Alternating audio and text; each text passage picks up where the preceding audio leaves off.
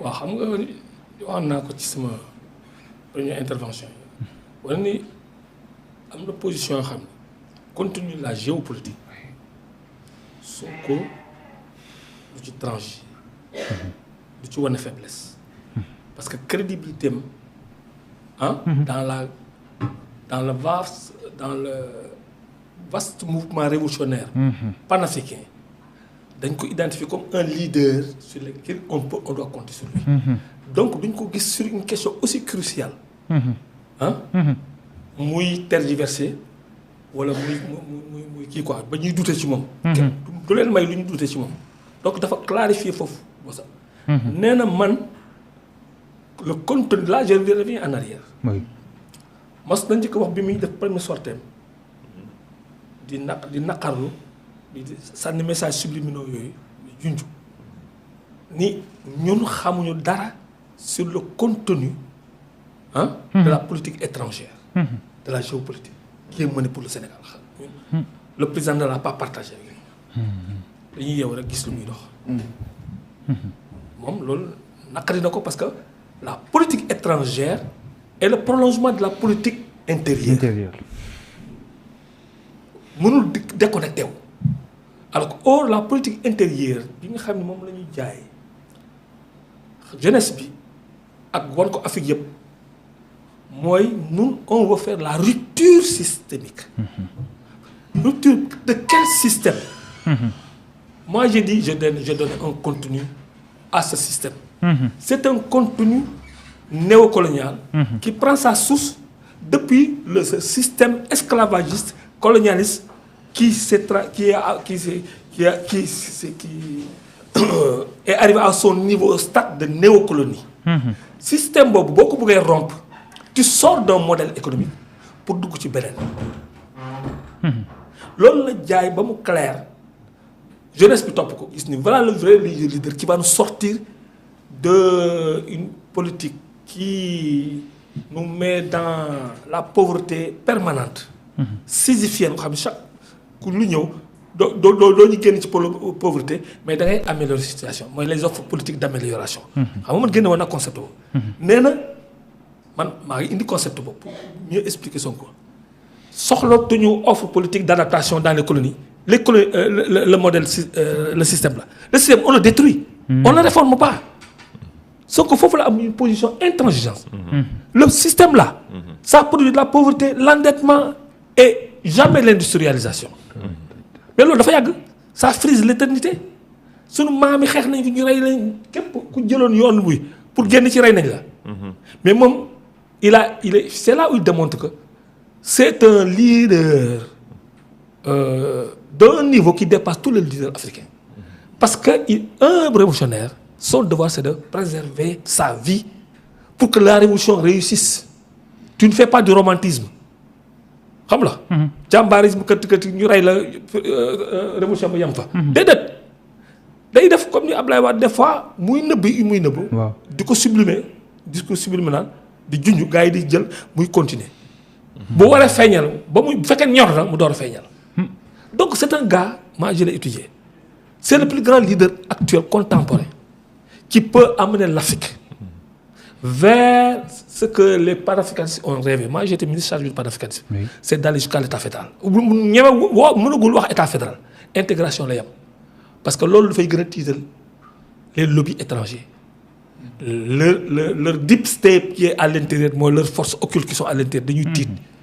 boobaa daf ne man patriote je règle les problèmes du Sénégal et je veux une intégration l'intégration tubaab bi ragaluñu ko parce que c'est un grand marché que tu crées et le grand marché suñu coopéré ñoom mën nañ ci dund parce que le grand marché c'est le développement mais la sécurité collective xam ne armée unique rek moo la ko joxe armée unique rek moo la ko mën a joxe. le développement industrialisation nga xam ne monnaie unique moo la ko mën a joxe. ak l'ingérence la souveraineté nga xam ni un seul exécutif moo la ko joxe. ñu tëj porte d'entrée ak fenêtre yi nga xam ni. ingérence bi foofu la jaar mooy la souveraineté internationale. chef d'État yëpp souveraineté internationale la ñu am. ñu discuter di dem ñu jël ay avions nii di dem ci ay comment ça s'appelle Trump. Macron Macron di leen imposer ñu ñëw di doxal loolu soo créé état fédéral day tëj Macron du amatul buntu bu muy dugg foofu parce que souveraineté internationale bi ki koy téye un seul exécutif moo koy téye te kooku il sera sous le contrôle du peuple africain de l'ensemble du peuple africain. C'est ça vers quoi nous le nouveau système concret foofu la ñu mën a yóbbu. C'est l'industrialisation, l'indépendance totale, la souveraineté totale et l'indestructibilité de l'Afrique. Effectivement. loolu mooy wane ni ci affaire mbaalo bi yooyu. waaw mbaalo. bugg ci tricher ba nga xam leadership du koy perte. nee na carrément combine la. et que Sénégalais xam nañ. ragulul li mu ñu waxaat ni li mu Diomaye dana ko xam. waaw dafay wax carrément Diomaye nag da koy mettre devant le fait. waaw recevoir nga génn mais xam ni man boo ma consulté woon boo ma laajoon. dinaa ne la waajib bu ko def. kooku message la loolu la ñuy wax les messages subliminaux. dafa ne ko ni ko yow recevoir nga gars yi. waaw peut-être pression. ak CEDEAO mais man xam nga sama point de vue CEDEAO. oui CEDEAO c'est sous le contrôle de la France-Afrique. ñenn ko yore Ouattara. oui xam nga ak ñan. Macky Sall ak ñeneen ñoo ko yore. man ñooñu ñoo fexe ba Sonko bu mu nekk président. ñoom ñoo fexe ba tey jii n'est-ce pas ñooy xeex AES. oui AES. pourquoi bi Yaya Jammeh ni dafay galgal élection yi. élection yi Macky Sall CEDEAO ñu jël armée ak Macky Sall ñu dem imposer l'ordre constitutionnel. bien sûr par force. Guinée-Bissau il y a l'ordre constitutionnel qui est bafoué pour que le résultat ne sorte pas. Pourquoi ils n'appliquent pas ça, ce qu'ils avaient appliqué contre Yaya Jammeh? Pourquoi ils n'appliquent pas ce qu'ils voulaient appliquer au Niger? Nous recevoir gars, on nous recevoir parce que tu cautionnes le coup d'État. Bien sûr. Son colon le jox comme message. Et c'est ça, ce message-là, c'est pour. Mais le fait que Diomaye ne l'a pas consulté. Oui, mais Diomaye ne consulte plus. Nee na moom wax na ko xam nga moom wax na ko à son parti nee na Diomaye ne le consulte pas sur les questions de la géopolitique internationale ak sur la politique étrangère. mais kooku ba mu wax na ko bu yàgg. mais Sonko ne sama diggante moom léegi dara nekk ci nag. non léegi naa la nekk ci parce que loolu la mooy laa wax l'entente obtenir bi mu defee clarification après le 8.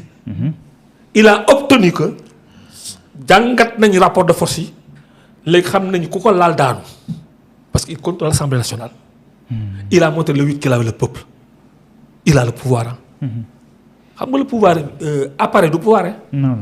C'est un pouvoir délégué. C'est le peuple qui est détenteur du pouvoir. Effectivement. Et qui le délègue. Le peuple le seul peuple moo am le pouvoir souverain. ñeneen ñëpp pouvoir délégué dañ la ko dénk. Dénk par élection. Oui. L'exécutif Diomaye dañ ko dénk par élection. Oui. Sonko a préféré ni appareil bi moom mën naa ko ñàkk sax mais le peuple du ma ko ñàkk. Oui. Parce que la source du pouvoir doole foofu lañ koy jëlee. peuple bi la. beneen bi mooy. waay téye naa beneen institution boo xam ni ku ma dàq premier ministre. waaw. assemblée dañ ma imposer war ma nekkaat premier ministre. parce que on est en cohabitation. kon Sonko dafa clarifier le jeu woon daf ko doon wane ni en réalité boo xoolee rapport de force on est en cohabitation. kon dàqoo ba mu am motion de censure. non ça veut dire que daf ko wane ni ko oui. man boo ma dàqee damay dem assemblée nationale defaru mooy damay xeex. su may xeex lan lay def dama lay wax ne la mel ne nañu formaliser yore pouvoir bi yëpp man maa yore pouvoir de désigner un premier ministre parce que on est en cohabitation. oui. Seule l'Assemblée peut valider un premier ministre. wala mu daane Diomaye si am na droit bu ko tasee tamit dana créer élection soo ko gën a ñëwaat amaat doole bu mu ko daane moom. kooku amul pexe na def comme en France quand Jospin le parti socialiste a gagné les élections législatives dafa imposer Chirac cohabitation. oui. Donc Chirac nekkatul woon dafa nekkoon président qu'est-ce qu'il faisait? Il inaugurait ce qu'on appelle les chrysanthèmes. xam nga ay inauguration ay affaires yooyu mais la gestion de l'exécutif. Jospin moo koy yore woon. Chirac ci boppam bi mu gagné avec RPR. l'Assemblée nationale. contre Mitterrand. Mitterrand dafa perdre le pouvoir. mais dafa nekkoon en cohabitation. le RPR imposé ko Chirac comme premier ministre mënatu ko daane. mais loolu moom Sénégal. ok monsieur le ministre c'est important. li ma la wax loolu dama la faram-fàcceel. waaw les messages subliminaux de Sonko. oui. loo xam ne waxante na ko. et il a obtenu quoi. la clarification et l'entente. léegi maintenant. mën na doxal politique am créer ay Diomaye président bu ko mu ko neexee. mu may jàmm Sonko mu doxal avec le PASTEF. Oui. nu muy ko yëgee waaw. et puis le premier ministre du ko négocier mu dérouler le projet nee na projet bi amul doom amul yaay amul. Sénégal kenn mënu ko empêcher. c'est intéressant maître